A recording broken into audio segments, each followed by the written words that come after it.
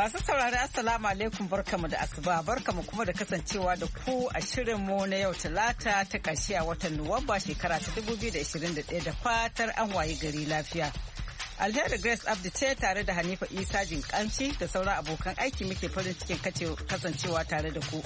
Kafin ku ji abin da muke tafi da shi ga kanin labarai.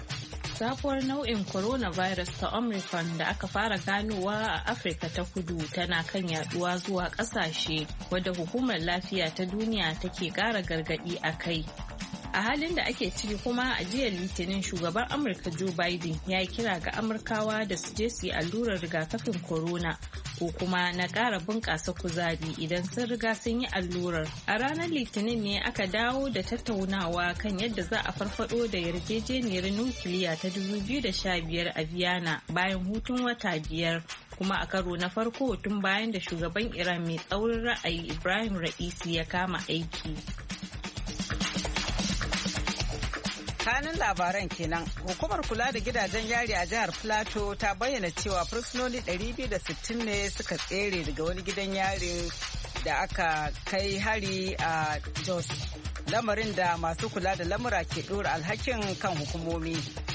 Duk lokacin da aka sami irin wannan rashin tsaro da ya jawo rasa rayuka da sauransu, ba ka jin an sallami wani a aiki ko an rage mai daraja ko an yi wasu canje-canje da za su nuna da gaske ake.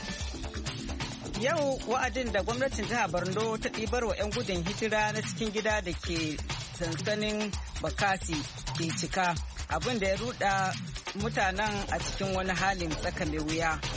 Yanzu na ina da yaya 13, an ba mu kwana 11. Yanzu na rasa inda zan je. In na je gwazon ma ba wanda na sani, balantane ma in roke wani. Sai kuma shirin tsaka mai wuya na Aliyu Mustapha Sokoto, amma kafin mu kai ga waɗannan duka ga halin da duniya ta waye gari.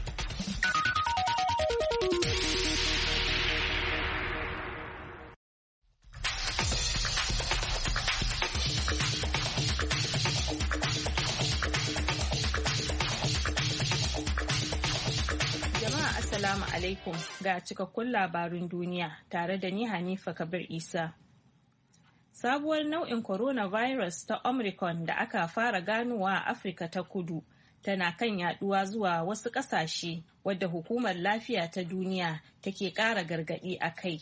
A ranar Litinin daidai Portugal ta ce ta gano sabbin kamuwa da nau'in na corona guda 13 da suka hada da 'yan wasa da kuma ma'aikatan wata babbar kungiyar ƙwallon kafa ta Belenenses, wanda ɗaya daga cikinsu ya dawo